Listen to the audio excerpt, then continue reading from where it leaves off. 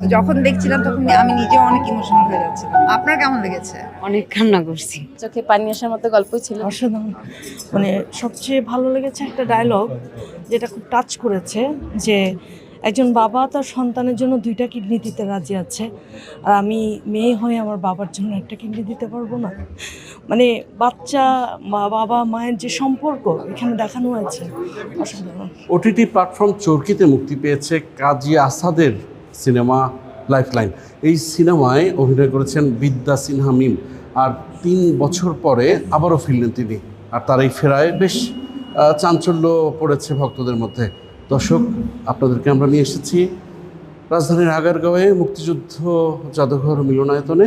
এখানে চলছে ছবিটির বিশেষ প্রদর্শনী। দর্শক, এইমাত্র শো ভাঙলো আর সবাই আপ্লুত এবং সবাই শুভেচ্ছায় ভাসাচ্ছে পরিচালক সহ চরকির প্রধান নির্বাহী কর্মকর্তা এবং কলাকুশলীদের। কেমন অনুভূতি দর্শকদের সাথে ছবিটা নিজে দেখলেন? অবশ্যই অনেক ভালো লাগছে। আমাদের ফুল টিমের সাথে ছবিটা দেখেছি এবং মজার বিষয়, আমি কিন্তু আজকে ফার্স্ট দেখলাম, এর মধ্যে দেখিনি। মানে মুক্তি হওয়ার পরে দেখার সুযোগ হয়নি? না, আমি ইচ্ছে করেই দেখিনি আজকের দিনের জন্য, যে আমি সব টিমের সাথে একসাথে দেখবো। তাই কখনো কি মনে হচ্ছে এই যে জার্নিটা করছেন, এই আমি ছিলাম, মানে এরকম মনে হচ্ছে মুহুর্মুহু সেই চ্যালেঞ্জের কথাগুলো মনে করে? ও চ্যালেঞ্জ, আমার কাছে অলওয়েজ মনে হচ্ছে অনন্যার একটা চ্যালেঞ্জ ছিল এটা। সো অনন্যার জার্নিতে অ্যাকচুয়ালি খারাপ লাগা কাজ করেছে, এই অনন্যার পুরো লাইফের জার্নিটাতে। সো যখন দেখছিলাম তখন আমি নিজেও অনেক ইমোশনাল হয়ে যাচ্ছিলাম। আপনার কেমন লেগেছে? আমি বললে তো পার্সিয়ালিটি হয়, আমার খুব ভালো লেগেছে। আপনার কেমন লাগলো? আমি দেখেছি অন্তর ছুঁয়ে যায়, এবং একটু কথা, ডিরেক্টর তো একটা কথা থাকে বলার, সেই কথাটি বলা হয়েছে। মানে এই ধরনের ছবিতে কথা বলা হয়, সেই কথা মানুষের কাছে গেলে সেটা ঠিক আছে। দর্শক, শুনছিলেন কলাকুশলীদের কথা। এখানে দেখতে পাচ্ছি রেজওয়ান রনিকে। রনি, দেখলেন তো, কেমন অনুভূতি? কেমন অনুভূতি তো অসাধারণ, কারণ খুবই আবেগ আপ্লুত সবাই। এর চেয়ে বিষয় হয় আমরা বারবার দেখি এবং বারবার ইমোশনাল হয়ে যাই। একটা প্রোডাকশনের রেসটা যখন বারবার দেখার পরেও থেকে যায়, আবেগটা তাড়িত করে, চেয়ে অসাধারণ কাজে আসাদ, অসাধারণ। থ্যাংক ইউ, ধন্যবাদ। দর্শক, দেখছেন আমরা এই হল থেকে বের হচ্ছে।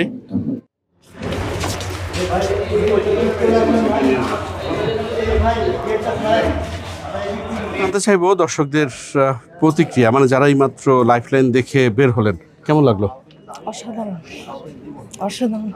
মানে সবচেয়ে ভালো লেগেছে একটা ডায়লগ যেটা খুব টাচ করেছে, যে একজন বাবা তার সন্তানের জন্য 2টা কিডনি দিতে রাজি আছে, আর আমি মেয়ে হয়ে আমার বাবার জন্য একটা কিডনি দিতে পারবো না। মানে বাচ্চা বাবা মায়ের যে সম্পর্ক এখানে দেখানো হয়েছে, অসাধারণ। মানে কাজী আসাদ ভাইকে ধন্যবাদ, এবং সব অভিনয় শিল্পী যারা আছেন এখানে দারুণ করেছেন। খুব ভালো লাগছে, খুবই ভালো। চোখে পানি আসার মতো গল্পই ছিল, যদিও আমি একবার দেখেছি, বাট বড় স্ক্রিনে দেখার মজাটাই অন্যরকম ছিল। আসলে বাবা হারানোর কষ্ট একটা মেয়ের কাছে অনেক বড় কিছু, তো সেই জায়গা থেকে খুবই ইমোশনে লাগার মতোই গল্প। অনুভূতি অবশ্যই ভালো। দর্শকরা ফিল্মটা দেখে যেভাবে চোখের পানি ঝরেছে, আমি নিজেও ওরকম ইমোশনাল হয়ে গেছিলাম। আমার মনে হয় না যে আমি অ্যাক্টিং করতেছি, মনে হয় ওই ছোটো মেয়েটার বাবা হিসাবে আমি অ্যাক্টিং করছি। ছোটো মেয়েটার ফিল এবং অনন্যার যে বাবা, সব কিছু মিলে আমি একদম গল্পের সাথে মিশে গেছিলাম। আমার মনে হয় না যে আমি ক্ষমা হাসান। আপনার হাজবেন্ডের অভিনয় কেমন লাগলো আপনার কাছে? আমার মেয়ে অবশ্যই ভালো লাগছে ছবিটা, পানি আনলো কতটুকু? অনেক কান্না করছি আসলে। আপনার কেমন লাগলো? আমি অনেক অর্ধেকটা টাইমে আমি কান্না করছি, অনেক ইমোশনাল ছিল। আমি পাপাকে ছোটবেলা থেকে কান্না করতে দেখতে পারি না কোনো নাটকে, তো এবার দেখে অনেক কান্না। দর্শক, 3 বছর পর অনন্যা হয়ে ওটিটি প্ল্যাটফর্মে ফিরেছেন বিদ্যা সিনহা মিম। তো আপনাদেরকে আমরা সরাসরি নিয়ে যাচ্ছি ব্রিফিংয়ে। সবাই জানেন কাজী আসাদ পরিচালিত চরকি অরিজিনাল ফিল্ম লাইফলাইন খুবই অসাধারণ একটা গল্প, ইতিমধ্যে চরকিতে রিলিজ হয়েছে, এবং আমরা রিলিজ হওয়ার পর থেকে দর্শকের অদ্ভুত প্রতিক্রিয়া দেখতে পাচ্ছি এবং অনেক ইমোশনাল প্রতিক্রিয়া। এবং এখানে এই সিনেমার পরিচালক, শিল্পী, কলাকুশলী আছেন, সবাই কথা বলবেন। আপনারা এখানে অনেক গুণীজন এসেছেন, তাদের প্রতিক্রিয়া আপনারা জানবেন। আমরা চরকি থেকে পার্সোনালি মানে যদি বলি, আমি আমার পার্সোনাল জায়গা থেকে যদি বলি, আমি খুব ইমোশনাল গল্প খুব পছন্দ করি। এটা দেখতে দেখতে আমার নিজের কাছে অনেক ইমোশনাল লেগেছে, আমার ফ্যামিলির জন্য অনেক চিন্তা হয়েছে, আমি শিওর দর্শকের জন্যও তাই। এবং একই সাথে আমরা খুবই আনন্দিত, বিদ্যা সিনহা মিম বাংলাদেশের অনেক গুণী অভিনেত্রী এবং অসংখ্য ফিল্ম করেছে, অনেক প্রোডাকশন করেছে। চরকির সাথে তার কিভাবে জানি অনেক দিন ক্যাচটা হয় নাকি, কিন্তু আমাদের দুই জায়গা থেকেই আমাদের আসলে ওই ইচ্ছাটা ছিল। আমরা অনেকবার কথা বলেছি যে আমরা একটা ভালো গল্প দিয়ে, সুন্দর ডিরেকশন দিয়ে আসলে মিমের যেন চরকিতে এন্ট্রি হয়। এবং আমি খুবই হ্যাপি এরকম একটা প্রোডাকশন দিয়ে মিমকে নিয়ে ইতিমধ্যে আপনারা দেখতে পেয়েছেন সোশ্যাল মিডিয়াতে অসাধারণ সব রিভিউ আসছে। এবং পুরো গল্প নিয়ে এখানে রেজওয়ান পারভেজ আছেন, এখানে আমাদের আঙ্কেল আছেন, গুণীজন আছেন, সবাই এই সিনেমাটার জন্য যেভাবে কষ্ট করেছেন, সবাই পুরো টিম, এখানে যারা শিল্পী এবং কলাকুশলী সহ দুর্গম লোকেশনে শ্যুট হয়েছে, প্রত্যেকে অনেক কষ্ট করেছেন। সবার জন্য অনেক অনেক কৃতজ্ঞতা জানাই এবং মিমকে স্বাগতম চরকিতে। Thank you so much. Director যদি শুরু করেন, তারপরে আমরা আঙ্কেলকে একটু শুনে তারপরে। থ্যাংক ইউ ভাই, আপনি তো অলরেডি সব বলে ও হাসান ভাই এসছে। অলরেডি সব বলে দিয়েছি। হাসান ভাই এসছে, থ্যাংক ইউ। আপনি আসলে বেশি কিছু বলার নাই, আমরা একটা সহজ গল্প বলছি, একটা ইমোশনাল গল্প বলছি, একটা পারিবারিক গল্প বলছি, আপনারা একটু পরেই দেখতে পারবেন। সো আমার মনে হয় আমরা ছবিটা দেখি, তারপরে আরো ডিটেল আলাপ করা যাবে। আঙ্কেল একটু জাস্ট এটা জীবন ঘনিষ্ঠ একটি ব্যাপার। এই ছবি দেখলে না বোঝার কিছু থাকে না এবং নিজের সাথে মেলানো যায়। এরকম যে কত হচ্ছে আজকে এই সমাজে, এই মুহূর্তে, সেটা চিন্তায় আসে। একটা ছবি, একটা ক্রিয়েশন, সেটা যদি মানুষকে না ভাবায় এবং নিজেকে পরিবর্তন না করায়, তাহলে তার তো কোনো অর্থ নেই। সেখানে আমার মনে হয় এই লাইফ লাইন যে ছবিটি হলো, তার শিল্পীরা সার্থক, তার পরিচালক সার্থক, তার কলাকুশলীরা সার্থকতার সাথেই এই কাজটি করেছেন।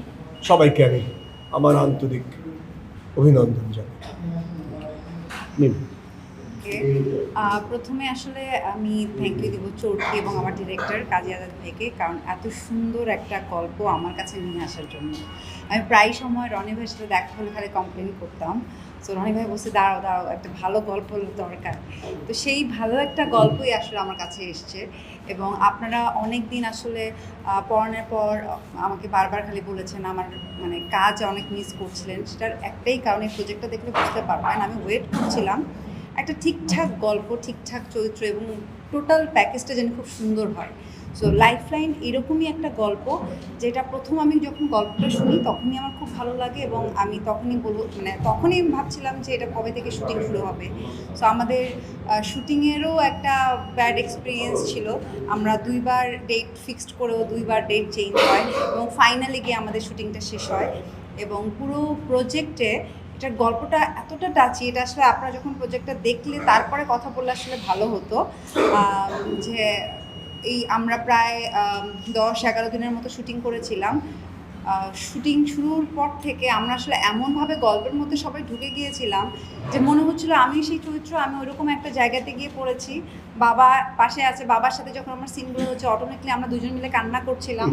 এবং আমাকে অনেকে পার্টিকুলার ওই সিকোয়েন্সের জন্যই তোমার সাথে আমার যে সিন ছিল ওইটাই আলাদা করে বলেছে তোমার বাবার সাথে যে সিনটা ওইটা ভালো লেগেছে। তার মানে হচ্ছে দর্শক প্রত্যেকটা সিন মানে কোন মোমেন্টসটা ভালো লেগেছে ওইটাও কিন্তু আমাকে আলাদা করে জানিয়েছে। সো দর্শকের মাঝখান থেকে এত ভালোবাসা পাচ্ছি, রেসপন্স খুব ভালো। তো এবং সব কিছু মিলে তো আজকের দিনটার জন্য অনেক এক্সাইটেড আগে থেকেই। তো আমরা বেশি কথা না বলে আসলে কাজটা দেখি। আর এখানে আরো অনেক গুণী শিল্পী, মিউজিশিয়ান সবাই এসেছে, সবাইকে অনেক অনেক কৃতজ্ঞতা। দর্শক, আপনারা এতক্ষণ যারা আমাদের সঙ্গে ছিলেন তাদের অসংখ্য ধন্যবাদ। চেষ্টা করবো আগামীতে নতুন কোনো বিষয় নিয়ে আবার আপনাদের সামনে হাজির হতে। ততক্ষণ পর্যন্ত সবাই ভালো থাকবেন, সুস্থ থাকবেন, এনটিভির সঙ্গেই থাকবেন। আল্লাহ হাফেজ।